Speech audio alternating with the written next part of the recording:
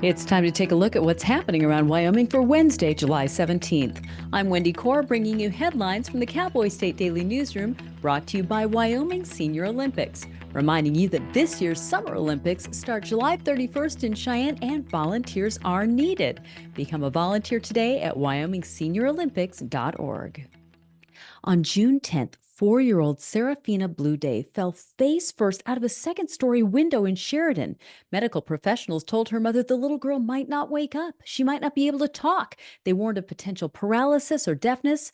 But a month after the accident, Fifi, as she's called, is spunky and bright as ever, despite her frightening injuries. Cowboy State Daily's Claire McFarland spoke to Fifi and her mother, Anastasia Harbor. The way she recalled it to her mother, she was playing with the other little girls she was visiting at that window, and she pushed on the screen wanting to feel the sun on her hands, and out she went face first on the concrete. When Anastasia found her, she thought she was dead, but over the course of days she was talking, and I actually talked to her Monday in a FaceTime call, and she was so cute. She was showing off her nails. She was articulating things and asking for things and promising to be nice while her mother fetched a sandwich. Although her right leg remains in a rigid brace so her femur can heal, Fifi has even been dancing, wiggling her little body in her wheelchair. On July 8th, 19-year-old Powell resident Jet Schwan and his girlfriend were hiking down from the summit of Hart Mountain in northwest Wyoming when Schwan was suddenly bitten by a rattlesnake in the late afternoon hours. Cowboy State Daily's Leo Wolfson spoke to Schwan, who said he heard no rattle from the reptile that pounced out from a bush near the trail. Schwan got very lucky. Since he was wearing pants that day, it might have saved his life because only one side of the fangs really penetrated his skin, so there was much less venom coursing through his body. And that's significant because it took emergency rescuers about 2.5 hours to reach Schwan on the top of Hart Mountain.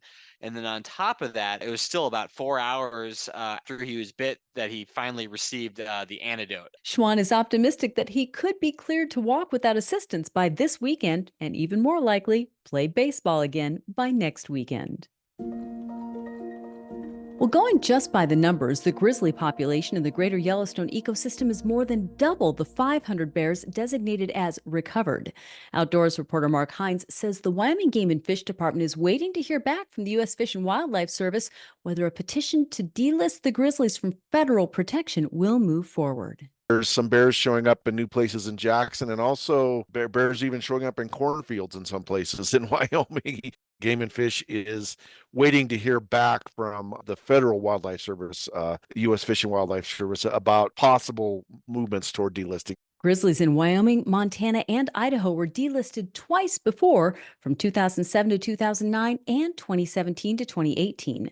The bears were relisted both times. I'll be back in just 15 seconds with more news. In southwest Wyoming, wide open space is waiting. This is how we explore it. In Rock Springs and Green River, Wyoming. Plan your adventure at explorewy.com. Wyoming's sodium bentonite companies produce over 70% of the world's supply. WyoBen, a privately held company, is going up against larger rivals like Mineral Technologies and Halliburton's Bentonite Performance.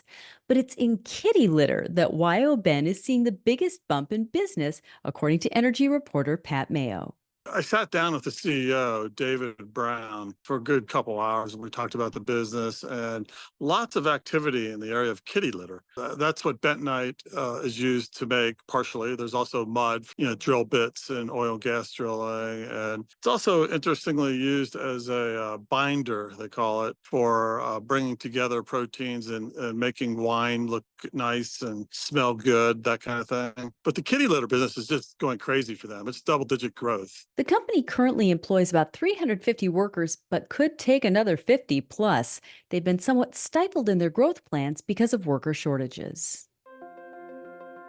And the Natrona County road blocked by a Casper area ranch couple on Friday had the barriers removed by county workers Tuesday morning.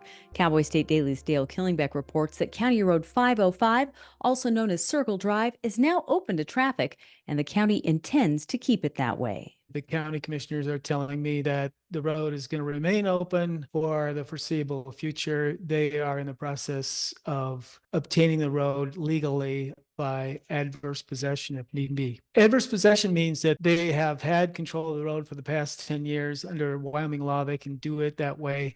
They have to have a public hearing. They have to publish a notice in the newspaper. They have to give all the property owners right to object. Natrona County ranchers Walt and Stephanie Woodbury and their ranch business purchased a property that surrounds a portion of the road in 2023. They've complained about trespassing, littering, and other issues on their property. And that's today's news. Get your free digital subscription to Wyoming's only statewide newspaper by hitting the daily newsletter button on cowboystatedaily.com. And you can watch this newscast every day by clicking subscribe on our YouTube channel. I'm Wendy Corr for Cowboy State Daily.